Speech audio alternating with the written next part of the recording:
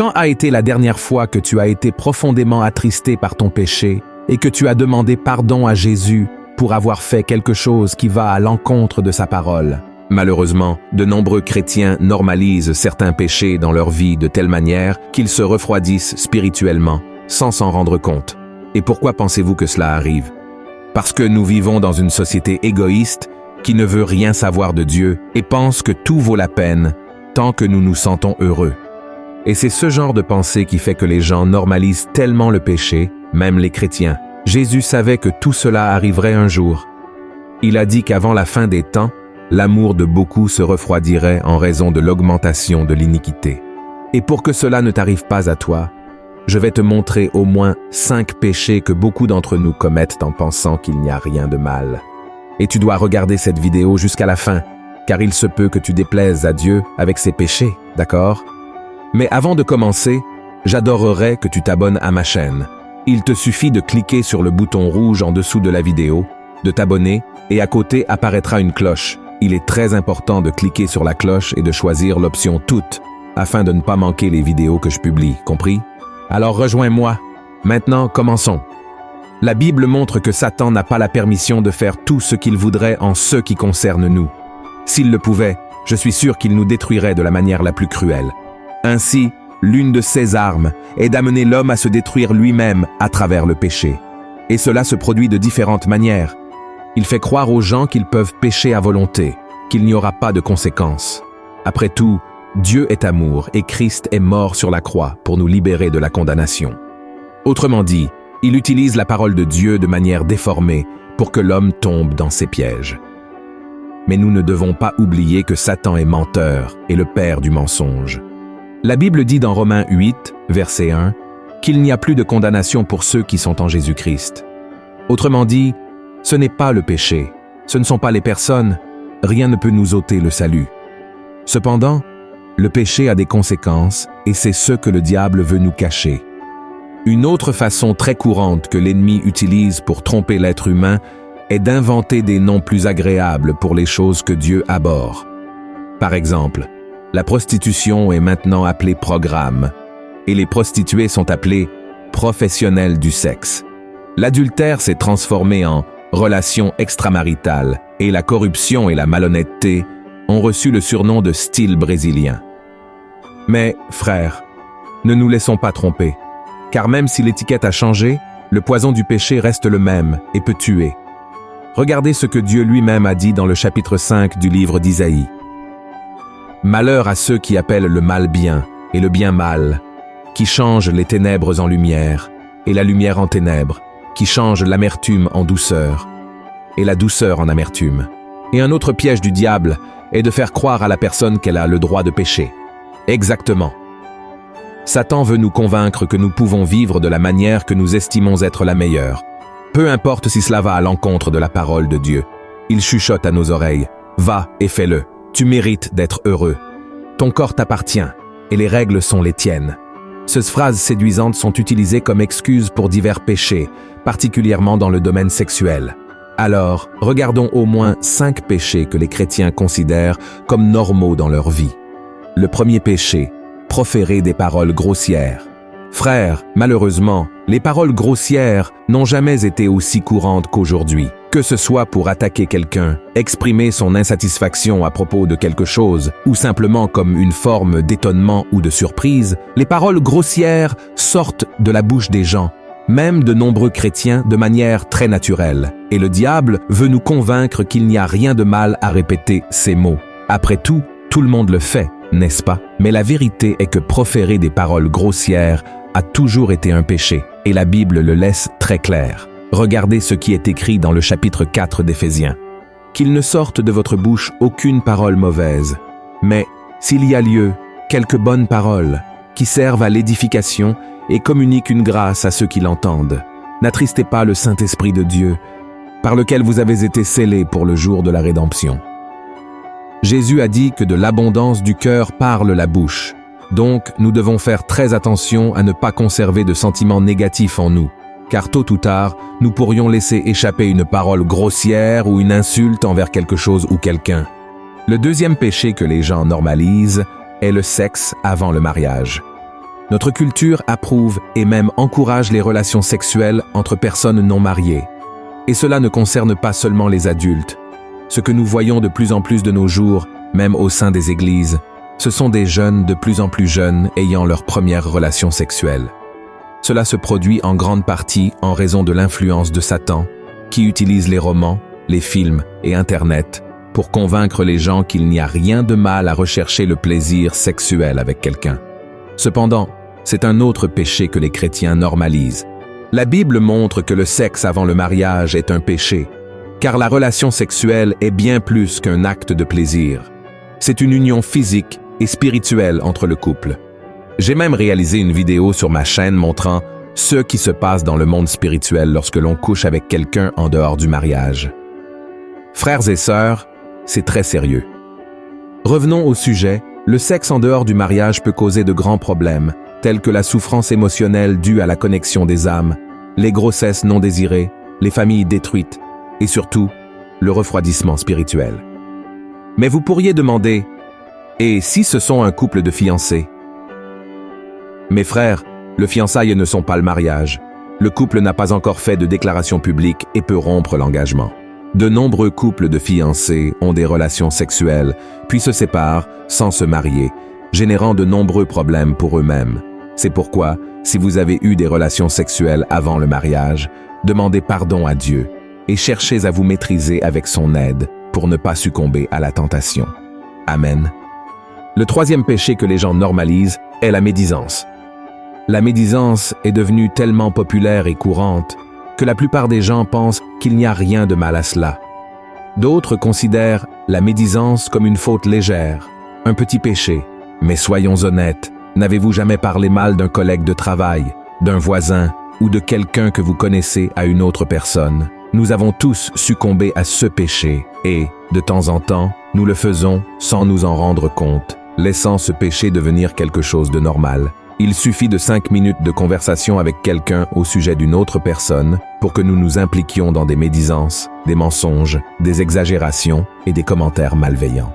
Frères et sœurs, nous devons veiller sur nos paroles car c'est un péché. Dans le livre du Lévitique, chapitre 19, Dieu a dit ainsi: « Tu ne répandras point de calomnie parmi ton peuple. Tu ne t'élèveras point contre le sang de ton prochain. Je suis l'Éternel. » Ce qui peut sembler être un simple commentaire innocent sur la vie de quelqu'un peut être quelque chose de beaucoup plus sérieux.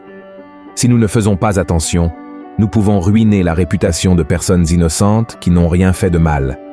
Et la médisance se divise en 2 types de péchés, celui de la médisance et celui de la calomnie. La médisance révèle les péchés ou les défauts de quelqu'un pour ternir sa réputation. Il se peut que ce qui est dit sur le prochain soit vrai, mais même ainsi, c'est un péché qui déplaît fortement à Dieu. Et le deuxième type de médisance est la calomnie, qui se produit lorsque nous disons des mensonges sur quelqu'un dans son dos. La calomnie a pour seul but de causer du tort à une personne, de lui nuire au travail ou de détruire une amitié, un engagement amoureux ou même une famille entière. Regardez ce que dit la Bible sur le chrétien qui considère la médisance comme quelque chose de normal dans sa vie. Si quelqu'un croit être religieux, sans tenir sa langue en bride, mais en trompant son cœur, la religion de cet homme est vaine. Le 4e péché que les gens normalisent est de croire aux signes. Beaucoup de personnes ne se lèvent pas le matin sans consulter l'horoscope pour savoir ce que leur signe leur réserve ce jour-là. Elles croient que la position des étoiles, des planètes et des astres définit leur humeur, leur vie financière et affective ce jour-là. Et si tu lis l'horoscope du jour, tu trouveras des messages du genre « Fais attention aux nouvelles amitiés qui peuvent surgir. Prépare-toi à une promotion dans ton entreprise. Quelqu'un de très spécial va croiser ton chemin.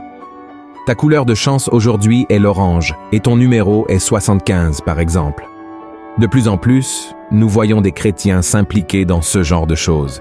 Il n'est pas difficile de trouver des personnes se disant évangéliques, mettant leur signe du zodiaque A ou B dans leur profil Instagram, Facebook, etc. Mes frères, s'impliquer avec l'horoscope est un péché? Oui. Nous ne devrions pas normaliser l'horoscope dans nos vies, car seul Dieu connaît notre avenir. Et ce n'est pas par hasard que dans le livre des Proverbes, chapitre 27, on nous dit de ne pas nous vanter du lendemain, car aucun de nous ne sait ce que ce jour-là nous réserve. De plus, L'astrologie est liée à des religions associées à la sorcellerie. Et consulter l'horoscope est une forme de divination qui est totalement condamnée par Dieu. Regardez ce qui est écrit dans le Deutéronome, chapitre 18. Qu'on ne trouve chez toi personne qui fasse passer son fils ou sa fille par le feu, personne qui exerce le métier de devin, d'astrologue, d'augure, de magicien, d'enchanteur, personne qui consulte ceux qui évoquent les esprits ou disent la bonne aventure, personne qui interroge les morts. Car quiconque fait ces choses est en abomination à l'Éternel, et c'est à cause de ces abominations que l'Éternel, ton Dieu, va chasser ces nations devant toi. Quand un chrétien consulte l'horoscope, il dit au Seigneur, « Dieu, je ne veux pas que tu veilles sur ma vie parce que ces prédictions me disent déjà tout ce que j'ai à faire. » Dans Ésaïe, chapitre 47, verset 13, il est dit que les astrologues qui consultent les étoiles et font des prédictions mois après mois ne pourront pas être sauvés car ils font confiance à un faux Dieu. Et c'est précisément ce qui est arrivé au roi Saül. La Bible dit qu'il a désobéi au commandement du Seigneur en consultant une médium et a fini par perdre son règne.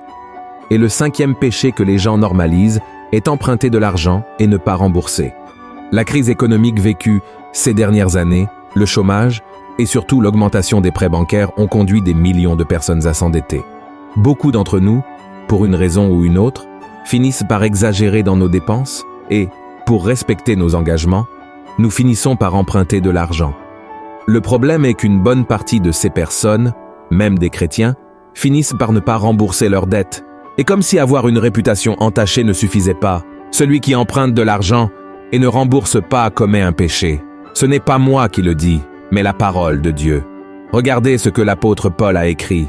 « Rendez à tous ce qui leur est dû, l'impôt à qui vous devez l'impôt, le tribut à qui vous devez le tribut, la crainte à qui vous devez la crainte, l'honneur à qui vous devez l'honneur. Ne devez rien à personne, si ce n'est de vous aimer les uns les autres, car celui qui aime les autres a accompli la loi. En effet, les commandements, tu ne commettras point d'adultère, tu ne tueras point, tu ne déroberas point, tu ne convoiteras point, et ceux qu'il peut encore y avoir se résument dans cette parole. Tu aimeras ton prochain comme toi-même. En résumé, celui qui emprunte a l'obligation de rembourser sa dette. Être endetté est un signe de mauvais témoignage. Et pire encore, lorsque la personne ne donne même pas d'explication. La personne ne dit pas qu'elle paiera un jour. Elle évite simplement la personne à qui elle doit. C'est pourquoi, honorez vos engagements. Faites de votre mieux pour rembourser, car cela plaira au cœur de Dieu. Amen? Et posez-vous toujours cette question lorsque vous demandez un prêt. Ai-je vraiment besoin de cela? Frère, l'emprunt est une affaire sérieuse. Ne le faites que si vous n'avez pas d'autre option. Une autre chose importante est de ne pas emprunter plus que ceux que vous pouvez rembourser. Celui qui le fait finit par être prisonnier de ses créanciers et peut finir dans la misère. Salomon, l'homme le plus sage de tous les temps, a dit ce qui suit à ce sujet. Le riche domine sur les pauvres, et celui qui emprunte est l'esclave de celui qui prête. Mes frères, malheureusement, le péché est devenu quelque chose d'acceptable pour beaucoup de chrétiens, comme si les difficultés et les luttes que nous traversons nous donnaient le droit de commettre certains péchés comme une forme de récompense, de soulagement, et cela fait que de plus en plus de personnes s'éloignent de Dieu. La Bible dit dans 2 Thessaloniciens, chapitre 2, que, avant l'arrivée de l'Antéchrist, le monde serait pris par l'abandon de la foi. Autrement dit, de nombreux chrétiens abandonneront leur foi dans la vérité pour suivre le mensonge. Ainsi, le péché deviendra de plus en plus courant au sein des églises. Mais nous ne pouvons pas renoncer à nos principes. Je sais que ces péchés peuvent être tellement enracinés dans notre société et même dans notre propre vie qu'il peut être difficile de les abandonner. Mais la bonne nouvelle est que, si nous nous accrochons à la parole de Dieu avec foi, engagement et obéissance, le Saint-Esprit nous aidera. Amen. Nous ne sommes pas de ce monde. Notre place est la patrie céleste. Nous savons que la mentalité mondaine est de plus en plus pervertie, mais nous sommes appelés à avoir la pensée et le caractère de Christ. Cela ne signifie pas que nous serons parfaits, mais ce que nous ne pouvons pas faire, c'est accepter tout ce qui se passe. Nous devons nous repentir de tout cœur pour nos péchés, car c'est pour eux que Christ est mort et a été crucifié. Et quand nous nous repentons de tout cœur, Jésus lui-même nous pardonne et purifie notre âme de toute impureté et mal du péché. Amen. Si vous avez aimé ce message, je vous demande de le partager sur WhatsApp, sur Facebook. Propageons le message de Dieu. Amen. Et je vous attends dans la prochaine vidéo. Que Dieu vous bénisse.